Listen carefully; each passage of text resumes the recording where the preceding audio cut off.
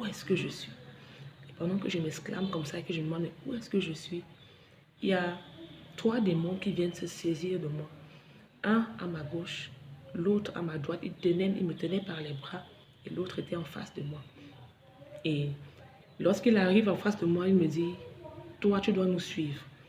Et je lui dis, mais je ne te connais pas, je ne vous connais pas, qui êtes-vous? Je ne sais pas où je suis, je ne sais pas où je me trouve, je ne sais pas où je suis, je ne vous connais pas, je ne veux pas vous suivre. Et lorsque je lui dis ça, il me réplique, tu es passé sur la cour du maître de ce lieu. Et le maître de ce lieu t'a vu et tu lui as plu et il veut te rencontrer. Alors, c'est le début je veux dire quoi, de cette aventure, si je peux appeler ça comme ça, parce que pendant tous les songes que je faisais, cette personne-là, ça se faisait appeler le maître de ce lieu. C'est comme ça qu'on l'appelait. Et il me dit, le maître de ce lieu t'a vu, il veut te rencontrer. Moi, je lui dis, je ne connais pas votre maître. Je n'ai pas envie de le rencontrer. Et au démon de me répliquer, tu n'as pas le choix, tu dois nous suivre. Et pendant qu'il dit ça, il me force à aller avec eux. Et je m'en vais avec eux. Il m'amène dans une forme de château. C'était tellement grand que je n'ai pas su me reconnaître, je n'ai pas su identifier même exactement là où j'étais. C'était une grande pièce. Et à l'intérieur de la pièce dans laquelle on m'a conduite, j'ai pu observer la silhouette d'un homme. Je n'avais jamais vu son visage. Jusqu'à ce que le Seigneur me délivre, je n'avais jamais vu son visage. Mais au travers de la silhouette que je pouvais observer, je constatais que c'était un homme. Et la pièce dans laquelle nous étions, il n'y avait rien à l'intérieur, juste un lit. Ça semblait être une chambre. Il y avait un lit qui était disposé là. Et je me souviens qu'il y avait une fenêtre au coin de la pièce, parce que la pièce était plongée dans l'obscurité. Mais c'est cette petite fenêtre-là qui faisait luire un peu de lumière à l'intérieur de la pièce. C'est ça qui me permettait de distinguer les formes, les silhouettes et tout.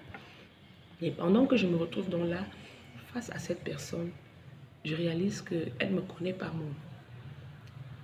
Il m'appelle Reine, il connaît mon prénom. Et il me dit, bienvenue dans mon château. Je suis le maître de ce lieu. Tout le territoire que tu as parcouru m'appartient. C'est moi qui domine ici. Et si tu acceptes de devenir ma reine, là il faisait un jeu de mots. Il me dit, si tu acceptes de devenir ma reine, ensemble, on va gouverner. Et lorsque j'écoute ça, je suis vraiment terrorisée. Et je me dis, mais qui est cette personne? Qu'est-ce qu'il me propose comme ça? Et je n'ai pas eu de réponse à lui donner. Je n'ai pas su parler, en fait. Je n'avais pas de mots. Et il a réitéré sa demande. Il m'a expliqué qu'il voulait que je sois son épouse.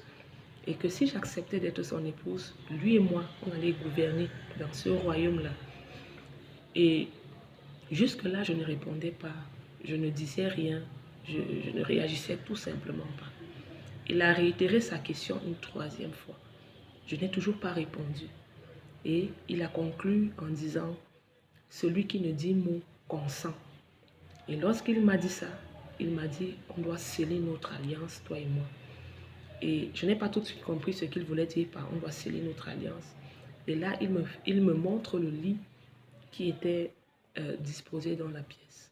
Et c'est là que je comprends qu'on doit avoir un rapport sexuel. Et ça s'est passé. Alors la chose qui était vraiment marquante dans ce rêve-là, c'est qu'au moment, à l'époque où je fais ce rêve, j'ai 13 ans. Je suis vierge. Je n'ai jamais connu d'homme dans l'intimité. Je ne sais pas ce que c'est qu'avoir un rapport sexuel avec quelqu'un. Mais cette nuit-là, lorsque je me réveille, parce que c'était au milieu de la nuit, aux alentours de 3 heures du matin, lorsque je me réveille cette nuit-là, je me sens comme une femme qui vient d'avoir un rapport sexuel. Je suis mouillée, je suis en sueur, je frissonne même encore. Et ça a été une expérience vraiment traumatisante pour moi. Ça a été difficile, d'autant plus que je ne savais pas à qui je pouvais me confier, à qui je pouvais dire cette chose que je venais de vivre. Et ce songe-là marque le début de toutes les choses que j'ai vécues avant de rencontrer le Seigneur. Shalom bien-aimé, que la grâce et la paix de notre Seigneur Jésus-Christ soit ton partage. Je suis la servante du Seigneur Jean. Tu viens d'entendre une autre partie du témoignage de Reine et je crois que tu n'as pas besoin de trop réfléchir pour comprendre que elle a eu affaire à Satan lui-même, Satan en personne. Elle s'est retrouvée dans le monde des ténèbres. Il y avait les démons qui étaient comme des serviteurs, qu'elle voyait comme des serviteurs. Et il y a une entité qui s'est présentée devant elle comme étant le maître des lieux. Alors tu comprends qu'elle a eu affaire à Satan lui-même. Que c'est avec Satan qu'elle va avoir ce rapport sexuel. Et c'est avec lui qu'elle va entrer dans cette alliance-là. Bien-aimé, le cas de Reine n'est pas unique.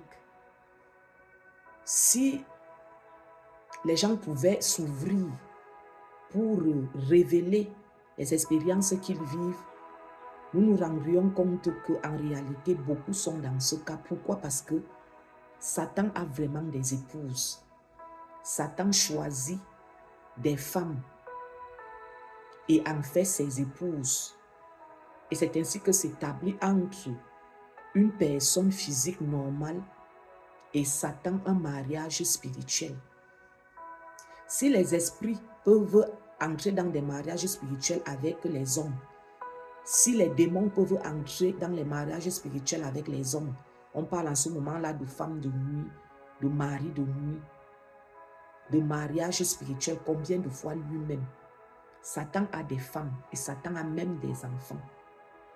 Une autre chose que je voudrais dire, que je ne peux pas occulter, que je ne peux pas laisser de côté concernant ce témoignage est que Satan ne peut pas se présenter devant une personne comme il l'a fait avec elle s'il n'y a pas des antécédents.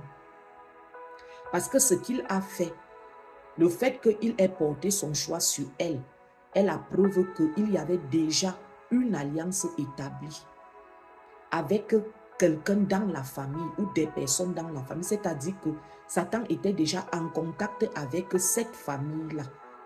Il y avait quelqu'un dans la famille qui était entré dans une alliance avec Satan.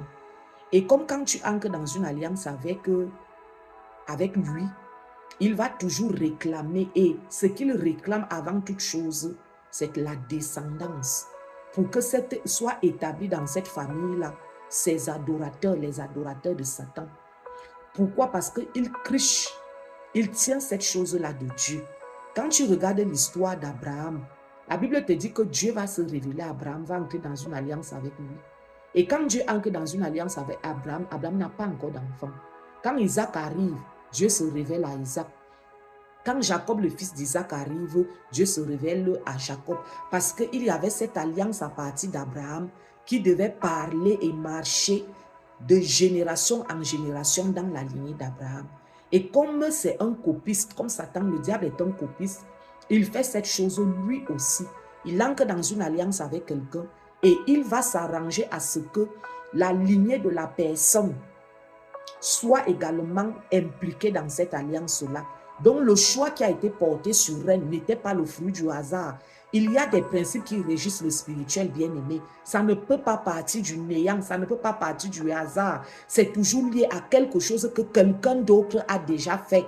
Les clauses, les ordonnances qui régissent l'alliance vont travailler, ancrer de génération en génération, faire les choix de génération en génération, réclamer de génération en génération. Donc le fait qu'à 13 ans, Satan soit venu se faire connaître à cette jeune femme, c'est le fait qu'il y avait déjà quelqu'un qui était dans cette alliance-là avec lui. Et c'est à cause de cette alliance que le choix s'est porté sur elle. Il est important qu'on parle de ces choses. On ne peut pas fermer la bouche sur cela. C'est important de le savoir. Si tu es dans le cas de Reine, c'est qu'il y a une alliance antécédente qui parle. Et c'est à cause de cette alliance-là que tu t'es retrouvé en train d'être en contact avec Satan. Nous ne voyons nulle part qu'elle est partie et elle allait entrer dans une secte, elle a commencé à invoquer Satan. Non, nous voyons que c'est quelque chose qui est arrivé de manière involontaire. Elle-même, elle ne connaissait pas ce qui se passait. Elle a subi et beaucoup subissent ce genre de choses à cause des choix que les parents ont fait, à cause des choix que d'autres ont fait. Je connais un témoignage similaire. C'est-à-dire que la femme de ce témoignage-là, elle a vécu la chose physiquement. Elle est entrée dans une secte, une confrérie de sorciers. Elle est devenue sataniste. Et on l'a amenée devant Satan. Elle a vu Satan physiquement, mais il était déguisé parce qu'il est toujours déguisé. Elle a eu le rapport sexuel physiquement. Voilà la différence qu'il y a entre son témoignage et le témoignage de Reine. Reine, elle a vécu cela dans le songe. La femme, là, elle a vécu cela physiquement. Et le fait qu'elle soit allée même entrer dans cette secte est lié au fait que quand elle était bébé, sa mère avait été ancrée dans une alliance avec une sorcière. Donc, le moment, quand le